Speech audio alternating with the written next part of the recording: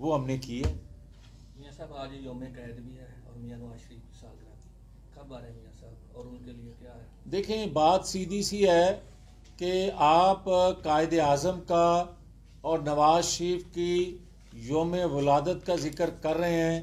एक ने आपको लीडिंग रोल अदा करते हुए पाकिस्तान बना के दिया और दूसरे की नवाज शरीफ की सालगिरह का जो जिक्र आप कर रहे हैं उसने पाकिस्तान के दिफा को नाकाबिले तस्खीर बनाया और उस शख्स ने अपनी जिंदगी, अपनी सांसें इस पाकिस्तान को देकर पाकिस्तान के दिफा को आज जो खतरात लाहक हैं और जिन वजूहात की बना पे हैं, अगर हम बचे हुए हैं तो आपका दफा जो नाकाबिले तस्खीर बनाने में नवाज शरीफ का किरदार है, ये उन वजूहात की बिना पे है। तो इसलिए हम दोनों को सलाम करते हैं। अच्छा मियां साहब, आपकी बात की तो आज आपने हल भी बताया कि पाकिस्तान का मुस्तकबिल जो है वो किस चीज़ में है।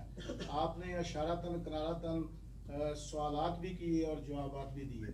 तो एक लफ्ज़ आपने बोला मुर्शिद का, तो मैं ये पूछना चाहता हूँ कि मुर्शिद जो है वो मुअन्नस है या मुज़क्कर है? नहीं मसूमी साहब, मैं तो किसी को मुर्शिद नहीं कहता, किसी को मरीद नहीं कहता। मैं तो जुल्फी बुखारी के मुर्शिद की बात कर रहा हूँ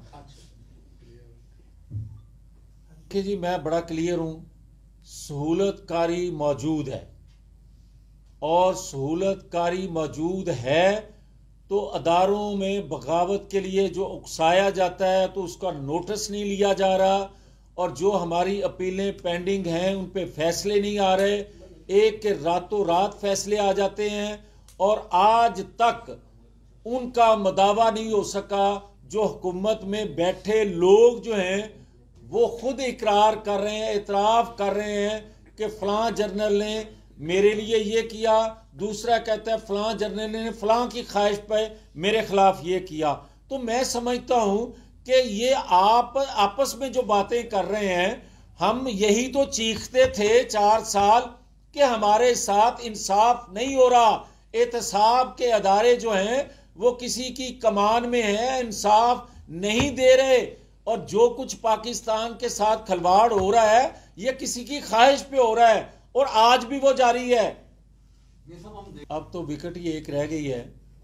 अब तो ए पॉलिटिकल होने के बाद मैं समझता हूं कि अगर जो पिछला बैगेज है, जो पिछला नाइंसाफी हैं, उनका मदावा करने का वक्त आ गया है।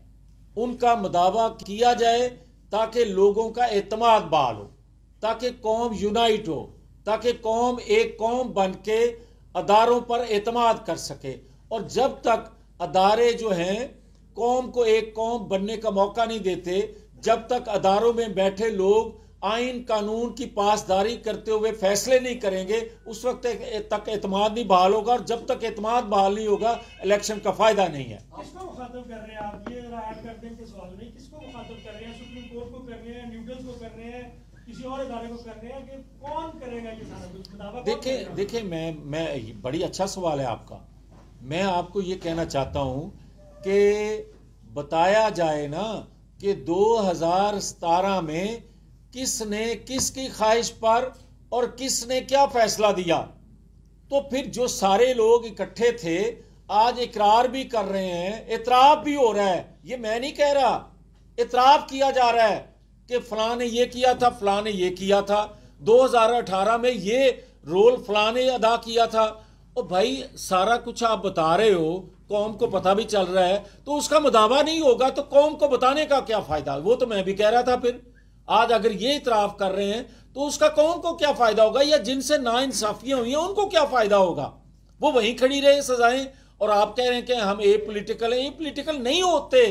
ए पॉलिटिकल उस वक्त कोई समझेगा, एतमाद उस वक्त बहाल होगा जब किसी के साथ, आपके साथ होने वाली नाइंसाफी को एतराफ के साथ, एक्सक्यूज के साथ वापस लिया जाए।